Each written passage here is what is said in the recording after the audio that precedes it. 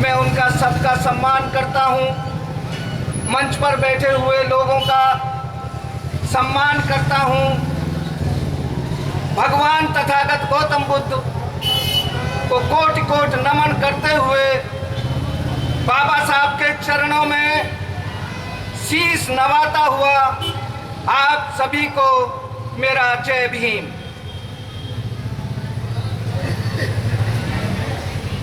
जैसा कि आप लोगों को विदित है, यहाँ पर बाबा साहब की जो प्रतिमा थी,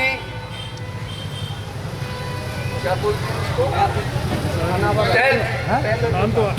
वो तैल चित्र था, वो दूर से दिखता नहीं था।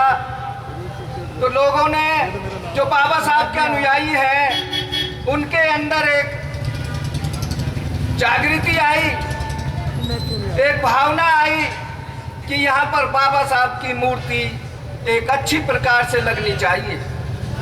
तो देखिए, एक मूर्ति वहाँ एमसीडी फ्लैट के सामने, गेट के सामने लगी हुई है और एक मूर्ति यहाँ पर स्थापित की है। मैं इस कमेटी का तहे दिल से शुक्रिया अदा करना चाहता हूँ कि इन्होंने अपनी मेहनत का पैसा, जैसा बाबा साहब चाहते थे कि बाबा साहब ने अपने लिए कुछ नहीं किया, दूसरों के लिए किया। ये विडंबना है कि बाबा साहब ने दलितों के लिए किया, महिलाओं के लिए ही किया। नहीं, उन्होंने पूरे देश के लिए ही नहीं, पूरे विश्व के लिए कार्य किया है। साथियों, आप किसी भी गांव में चले जाइए, जहां जिस जाति का वर्चस्व होता था, वहां दूसरी जाति को दबा करके रखा जाता था।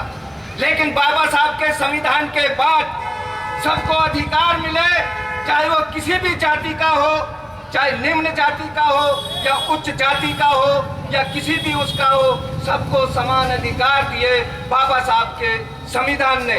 आज भी बाबा साहब के संविधान से जो चला है, देश का उद्धार हुआ है। जो बाबा साहब के संविधान को नकार के चला है, देश का नुकसान होने जा रहा है, देश का नुकसान होता है। तो बाबा साहब के संविधान में सबका हित निहित है। जो बाबा साहब के संविधान के अनुसार कार्य करते रहिए और देश का कार्य आगे बढ़ता रहेगा। हम भी बाबा साहब के संविधान के अनुसार, अगर हम हर एक जगह बाबा साहब की मूर्ति, भगवान गौतम बुद्ध की मूर्ति बगैर संविधान के अनुसार लगाएंगे तो हमको जो मात खानी पड़ेगी, वो भी हमें संविधान के अनुसार कार्य करना है। जहाँ हमारी संख्या होती है, जहाँ उसकी रक्षा करने वाले होते हैं, वहीं बाबा साहब और भगवान गौतम बुद्ध की मूर्ति लगानी चाहिए। वैसे साथियों, मेरा स्वास्थ्य जो ज़्यादा ठीक नहीं है, पर बाबा साहब के नाम में थोड़ी उत्तेजना आ जाती है कि बाबा साहब ने हमको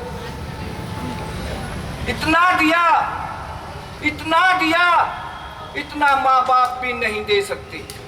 माँ बाप तो सिर्फ धन और संपत्ति दे करके ही चले जाते हैं, लेकिन बाबा साहब ने तो हमारी पीढ़ी दर पीढ़ी के लिए कार्य किए।